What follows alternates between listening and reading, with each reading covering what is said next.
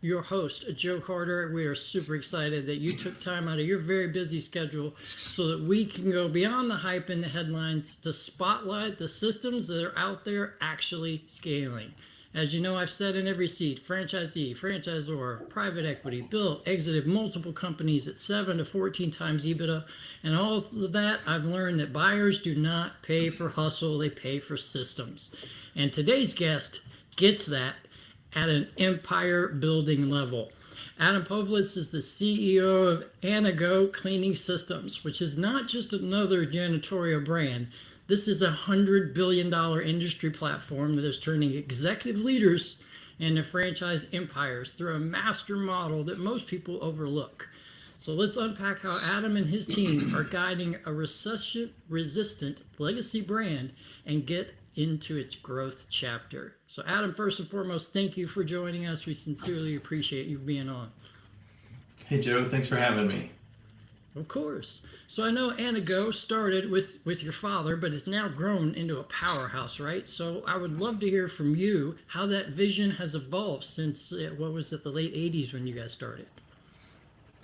Yeah, so my dad founded the business in 1989. And frankly, his background was traditional commercial cleaning. So like hiring his own crews and getting the buildings cleaned himself. And we had moved to Florida at the time, and my grandmother was there and he said, she wanted to get to the sunshine from Michigan. And long story short, he worked for what we would call a competitor for maybe 3 months. And said, you know what, I think I could do this whole franchising thing a little bit better. And it wasn't long after before Anago was started.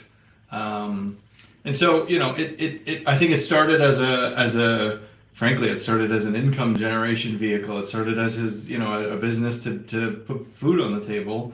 Now, I mean, we cover all of North America. And our whole objective is about empowering people through business ownership. So it's grown from essentially like a garage startup to something that spans most of the continent here. We're really excited about all that growth. Well, congrats on the growth. And I know you all are like one of the leading franchisor, out there. You're number 44 entrepreneur, and you're really very strong in the master franchise model. What have you seen within that model that maybe some others have missed? So I think that one of the coolest things about the master franchise model, and maybe I'll break this down for your listeners real quick, so because it's not that common. Most franchises that people are familiar with are going to be what we would call a two-tier franchise model. So you have your McDonald's corporate offices and then the folks who own the restaurants. Ours is a three-tier franchise model. So we have the corporate office, we have what we call a master franchisee, and then they're selling what we call a unit or janitorial franchisee. And so the way we feel like this is extremely beneficial is it allows everyone to kind of focus on their core competency. So an easy example, right, is someone tells you, Joe, you're a great cook, you should start a restaurant. But what you and I know is that there's a massive difference between being a good cook and properly managing a restaurant, right? I mean, there's staffing, marketing, spoilage, inventory turnover. It's not just cooking. And so when we like to think of our master and unit model, we think of it in the same vein, right? You have the people who clean the business, but the quote unquote cleaning, the industry of the cleaning business is significantly more complicated than is just the cleaning of office buildings itself. So what it does is it allows people with a white collar background, kind of sales, marketing, and management roles to be able to repurpose their executive level skill set and focus on building a business, a scalable, multi-million dollar, size business. And on the same token, it allows someone who's just, kind of getting their feet wet into entrepreneurship to open a small cleaning business. They can start it with minimal capital up front. And they can start, it can be like a side hustle, keep their day job if they want, make some extra dough after hours and just see where it goes. I mean, it can scale to, exponentially larger than that, but it essentially allows for kind of entrepreneurs at all levels to get into the business that they feel is most suited or appropriate for their skill set. I love that. Thank you for breaking that down. That was substantially more data than I was anticipating, but I loved every piece of it. It's like making me salivate in my mouth. Last I looked, the number's probably grown since then, but you guys are north of 1,700 franchisees, and it's continuing to grow. But obviously, you've been around for more than, 3 decades now. So I'm sure, at least in the early stages, there may have been some inefficiencies that were in there that you guys have worked on and obviously fixed up until this point. So what were some of those things, and what did you systemize in order to be able to fix them to get to this level of growth? So actually, yeah, it's over 1,800 now. So we've grown already since you got your info. But I think there was a lot of inefficiencies in the early days, particularly with the master franchise model. I love my dad, but my dad was your classic serial entrepreneur, and so when he set up Anago, he would sell someone a master franchise, and it was very much a crash course training, and then slap a logo on it, and you're Anago too. And that's sort of what it was in the early days, I think, of any franchise, right? But ultimately, I think we got to a place where we were able to, really create a standardized training and orientation program. And I think you can hear my lawn guy right now. Sorry, everyone. If I'm on any kind of video call, that's when he decides it's the perfect time to show up. But don't worry, mine will show up in a minute, so we're good. Yeah, exactly. But I think making sure we standardize the onboarding, standardize the initial training, and then what we really focused on next was centralizing the technology. So we have a platform that we use called CleanCom now, where if you have any kind of issue with your cleaning service, what do most people out there in the world do, right? You go, oh no, we have an issue with the cleaning. Who cleans this place is usually the first question. And then it turns into, okay, well, let's find the contact.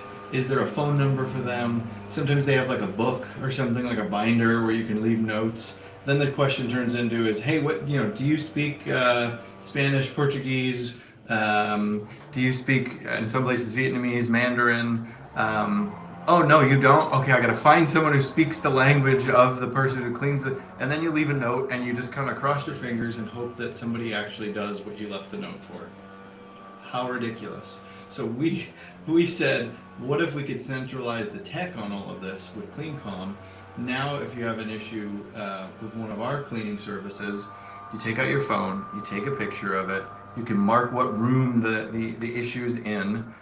You type it in whatever language you speak. It has built-in Google Translate, so they can respond in whatever language they speak, and everyone can understand each other. And there's no exchange of cell phone numbers or anything like that. It's totally private communication, and you have a 2-hour response guarantee to make sure you're going to get responded to when anything goes wrong, God forbid, very quickly. And then just to one-up it one more time, we've with everything that we've technologically been focused on lately, we took it to another level and are working on putting preventive analytics in it. Meaning, like, if say someone at your the franchisee servicing your office has gets some issue reported in the bathrooms, and then there's some other client that he's servicing and they report an issue in the bathrooms, we're getting notified in real time of where they're having repeat issues. So then the master franchisee in that area can say, hey man, let's come in and have a retraining on how to properly do restroom cleaning and disinfection, so that you don't get any more complaints, and we can make sure you're keeping all your accounts happy. All right, you are talking my language now. We're getting into analytics stuff. That's literally where my MBA's in, so we could probably go for hours about analytics, but I know there's a lot to your model that I want to make sure that we get to.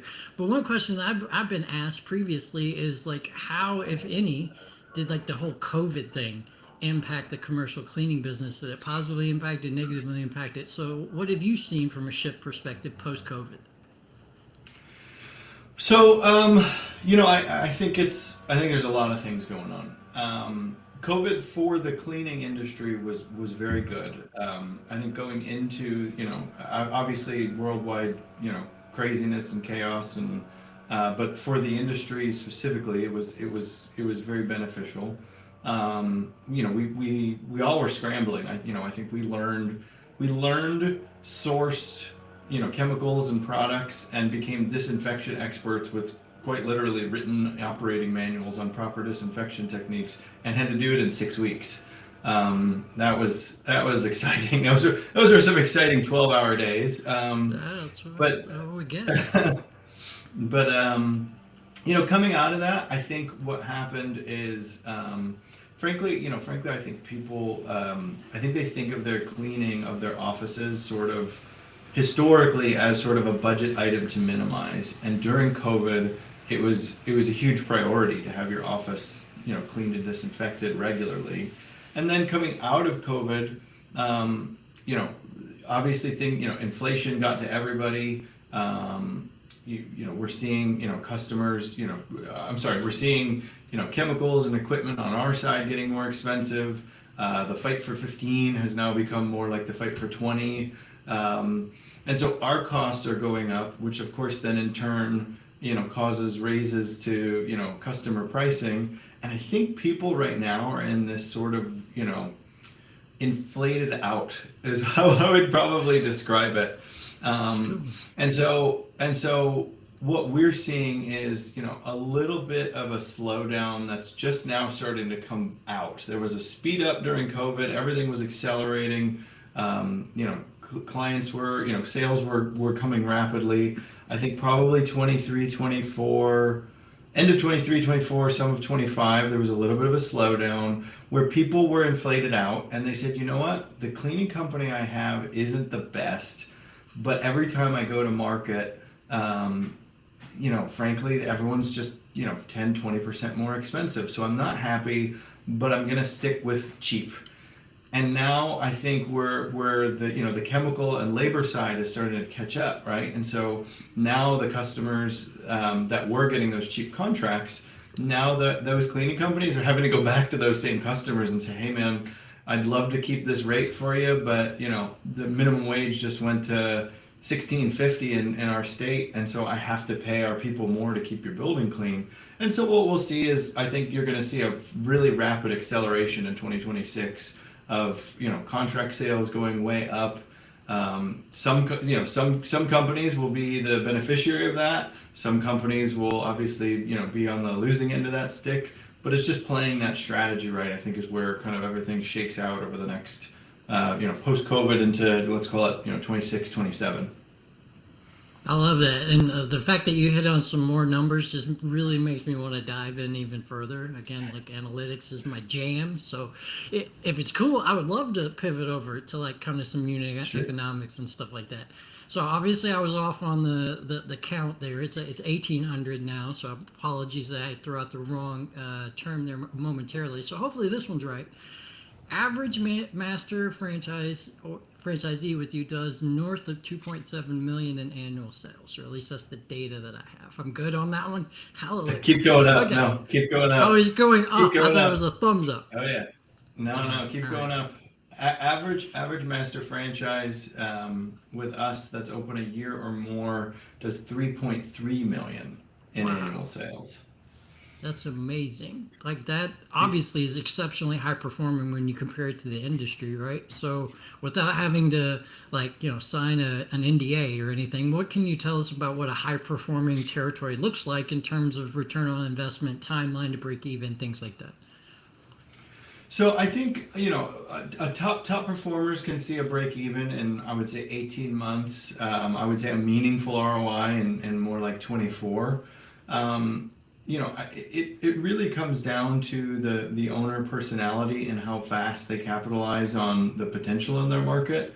The model is set up where you can definitely do it as I don't want to say start small, but start a little bit more conservative and kind of get into a territory and manage the sales yourself, bring on minimal staff, and keep your overhead really low. On the flip side, right, depending on what market you're in, if we as an example, we just sold the St. Louis, Missouri market. That's a massive market. I'm not going to tell these folks, hey, yeah, get in, get your feet wet, take your time. It's going to be very much like, hey, let's get in, and within 6 months, you need to have a couple of salespeople. You need to really be drumming up more appointments, more leads. Spend the money on your website, PPC, SEO. Social media. It's all we have. Kind of playbooks that we implement with all the markets that help so they know what vendor to go to and what budgets that we recommend and all that sort of stuff. So that it's not just do your best like back in the day, right? Slap a logo on it. But in those markets, it's going to ultimately be driven by, do they invest at the level we recommend? And then frankly, like, are they hungry, right? At the end of the day, the master franchise model is not at least in our brand, is not if you build it, they will come. It's very much like every day you got to get up, be hungry. What can we do to drive this further, faster, higher? And then when you go to bed, you wake up the next day and go, okay, now what can we do again? What can we do today?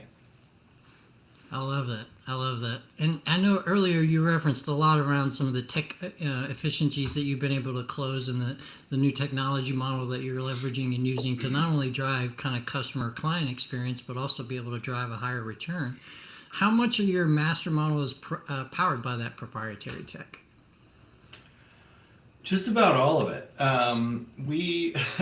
So when I got to Anago, I was I didn't get to Anago until 2009. By then we were on some proprietary software for lead management, for billing, and we further developed. I actually helped spearhead the development of a bidding, proposal, and inspection software that we use internally. And after spending way more money than I'd like to admit on developing that, it's funny. I said to myself, I'm like, I do not want to buy or build software again. We partnered with a firm because we're actually doing a major upgrade of our CRM, and we got so deep in with them that it's basically custom software at this point. And so I said, okay, wait a minute, I just did it again. And so we're leaning toward the, okay, maybe we need to buy this at some future point. But one thing that we thought about in our industry, right? It's a low margin industry, so the game to play is high sales volume, and constantly being in the sales space, and then obviously minimizing overhead and any other kind of costs is what the profit model is essentially. And so our new CRM is going to be we actually have a few markets in beta right now, and it's going to be officially launching in 2026. But it's set up where from lead into an actual appointment, proposal is created, any kind of follow-up, signed contract, and then same thing down the franchise pipeline, right? So unit franchise potential person is disclosed with an FDD. They're a lead, they get disclosed. They ultimately buy, go through any kind of things they need to fill out. Ultimately, the client and franchisee are connected, right? So you say, okay, this is a client for this particular franchisee who lives in this part of town. The client is billed, money is collected, and money is remitted. The balance is remitted to the unit franchisee who cleaned it. All of that, zero double entry, zero paper created unless requested by customer. That's fantastic, and a shift towards not only technology improvement, but you're helping the environment too. So kudos there on that.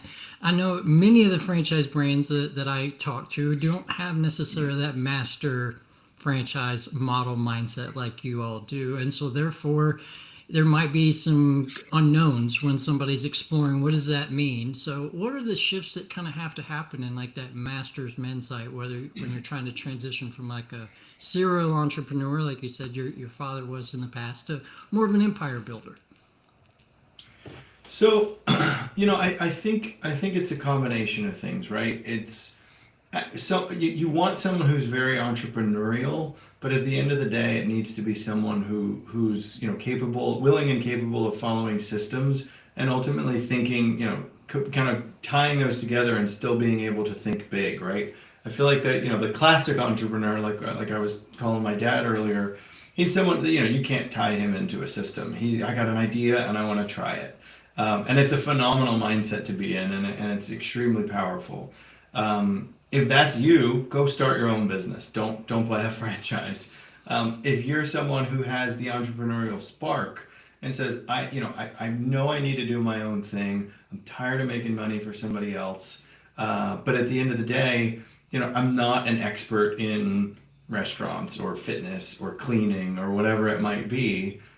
This is, that's where the kind of the mind shift happens, where it's like, okay, I want to grow something. I want to grow something in, maybe you want to grow something small. That's fine. We have that as an opportunity. Maybe you want to, you go, I got some bills to pay. I need to grow something really big. We have that opportunity as well. But ultimately, it's something where it's just learning our lingo, right? Because at the end of the day, it's sales. Every business is sales, and it's what avenue do you use to sell? Do you have a storefront that sells? Do you run a lot of commercials that sell, or social media ads? Or in our case, it's outbound B2B. It's that hunter mentality. I always joke, and I use there's an old African proverb that said, every morning the lion wakes up and has to outrun the slowest gazelle or he starves, and the gazelle wakes up and has to outrun the fastest lion or he gets eaten. But everybody wakes up running. And I liken that to this business model. If you're someone who's a go-getter type, and you gotta get creative, and you want to get going and excited, this can work for you. And that's frankly, that's the real mentality that has to occur more so than anything else. And then it's also a mentality shift of, I'm going to, I would say I'm very cognizant when I'm meeting with potential territory owners to say, listen, if you just want to get into this and do some sales, I don't want to sell this to you, because I don't want to sell you a job. I want to sell you a business. So if you want to do the sales for, a few months by yourself or something like that, get your feet wet, get used to it, learn the system, let's do it. You should. I quite literally cleaned buildings and telemarketed and everything at the beginning of my career at Anago. You have to know everything. But at the same time, if you're looking at it as I want to buy myself a sales job, don't do this.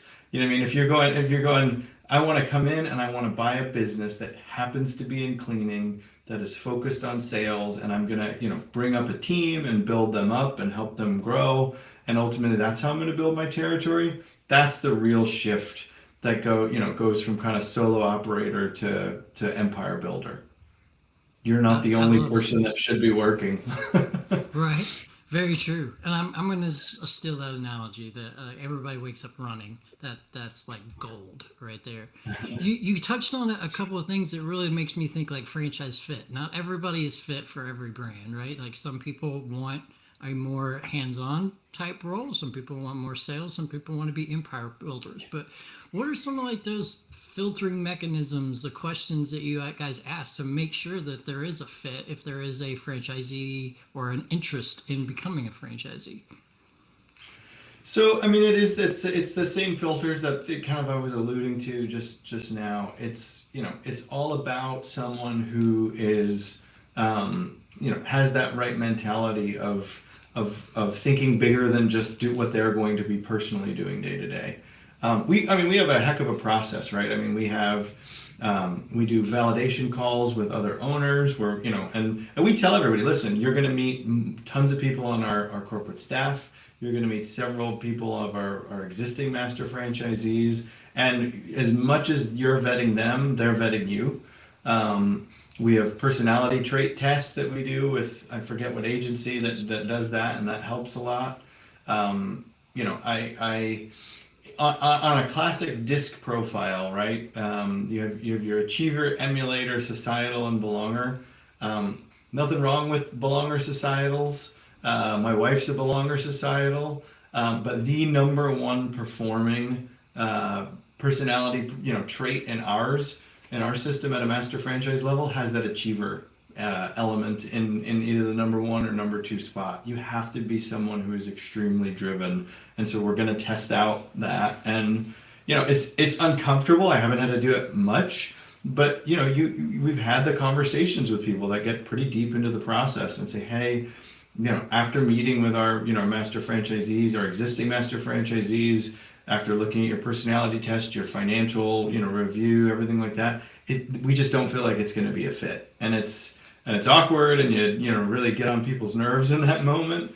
But at the same time, you have to guard the brand. You have to make sure it's a culture fit. You have to make sure you're going to tee someone up to be extremely successful. And if you have a bunch of doubts about a particular person, better to just wait and versus pull the trigger. And now you have a territory owner who's not a good fit, who's not happy. It hurts validation, it hurts culture. I mean, it can get it can downward spiral. And so better to offend someone a little up front and say, I'm sorry, it's not for you, than to deal with all that. 100%. And certainly with the number of units that you guys are at now, there's not a plethora of territory availability out there, but you still do have some, in my opinion, A-tier territories open, which is pretty rare for a brand that is as large as you guys are. How do you all recommend someone who is looking, or maybe outside of where they're currently at, because there's possibly already a franchise owner, like what, if any, pivot options do they have the capability to scale to a neighboring territory, things like that? So that's actually extremely common in our model. During COVID, right, there wasn't a lot of people buying new franchises just because a lot of people didn't want to get outdoors, get to their office or anything, right? And but we had, I think a lot of our, several of our top performing master franchisees during that period saw the opportunity and said, wait a minute, I need to get some more land. I think that year, I think we sold one master franchise in 2020, and it was, and I remember because we were in talks with him before COVID occurred, but then we had, I want to say it was like 7 master franchisees that bought neighboring territories to continue expanding because they realized the size of the opportunity, especially at that point when things were getting a little hectic out there. It's extremely common for people to. It's extremely common for a new person to come in and want way more, have a stomach, eyes bigger than their stomach. And we kind of slow them down and say, listen, let's get your feet wet. There'll be land there, so to speak, in a year or two. Let's see how you can get everything going. But extremely common for people to, want to expand and ultimately expand into multiple territories. I love that. Achievers, take note. We got some capabilities and some A-tier territory still available. Give us a call. So like kind of pivoting and looking forward thinking now. What's the long-term vision? I know it's a family legacy, but you're now really a market leader in reference to this. So what's the future look like for Anago? So, I think we're just on a crazy growth path right now. I was in 2021, we were doing, 60 something million in system-wide revenue. And I issued, the long story short is I worked with our team we issued what I called the $100 million challenge. I said, I want to be a $100 million brand within 2 years. And we did it in 19 months. And then, maybe I'm a glutton for punishment. So then I go, well, now I want to be a $300 million brand, and I want to do it by the end of 2028. So right now we are in the middle of what we're calling Vision 2028, and that is to get to 300 million in system-wide sales. Only three years left to do it, but we're a little more than halfway there. We should be able to pull it off if we keep going, kind of breakneck speed. But it means, it's major investments in our tech, major investments in education and training for master franchisees on the sales and marketing side, investments in the unit franchisees, and ensuring any acquired customers are kept, and there's limited attrition, and they're able to keep do that all very profitably. with some labor headwinds and all that. But we have, it's a multi-pronged approach. We actually just came out with a national accounts department just a couple of years ago. That's doing phenomenally well. I want to say they were able to put out just this past year over $250 million worth of proposals. So it's going. You have to fire on all cylinders. I think we're going to get real tight by 2028, but I think we might pull it off. I have nothing but confidence based on y'all's trajectory that you're going to achieve and probably surpass that goal. So kudos for you for continuing to raise the bar as the leader of the organization. Just shout out for that.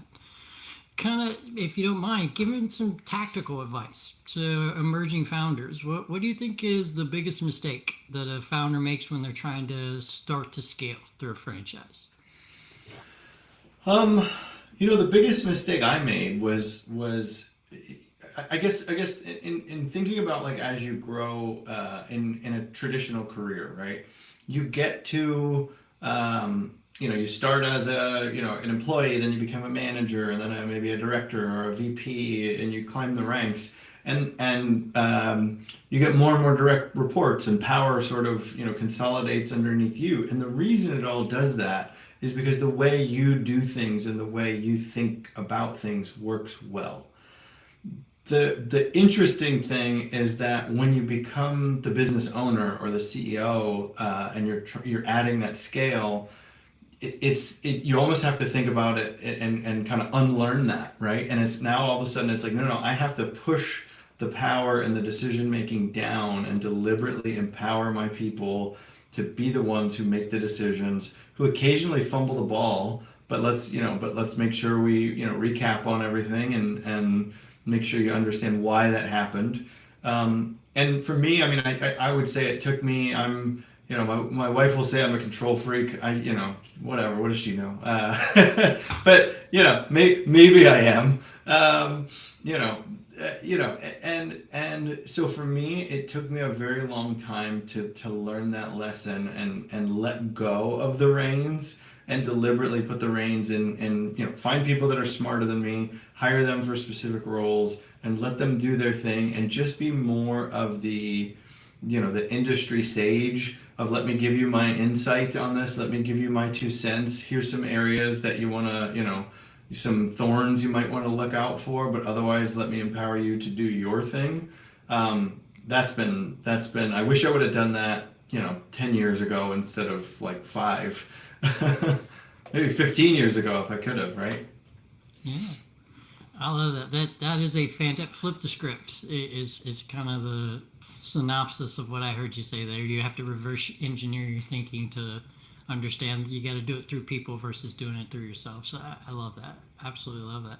So you kind of said if you could go backwards, maybe even 15 years ago, some of the stuff that you might do differently. But if you had the opportunity to rebuild Anago from scratch today, would there be anything that you would have done differently?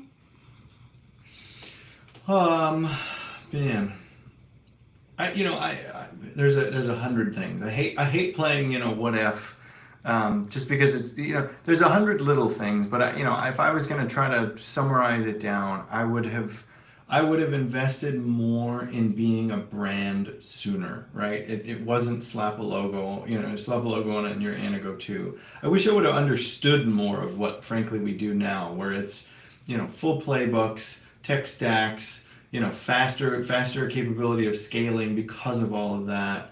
I wish I would have known that and known that from go versus sort of learning about franchising, because I had never been in franchising before Anago. So I'm learning all of that. Kind of it definitely felt like jumping out of a plane and trying to build a parachute on the way down sometimes. And now I know that, and I would have invested in that way sooner, way more aggressively. And then, and had something that was extremely repeatable, like I said, 15 years ago. This has been fantastic. Adam, this was like master level insight on an empire building brand. Excuse me, I can't even talk. You got me so excited about all this.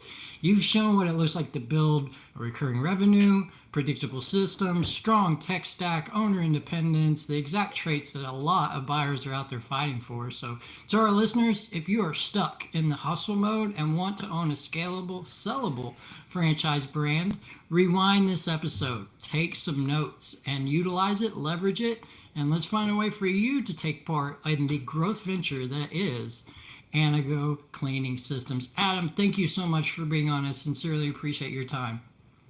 My pleasure, Joe. Thank you for having me. Of course. Thank you, everybody. Let's go build strategically. Appreciate you all.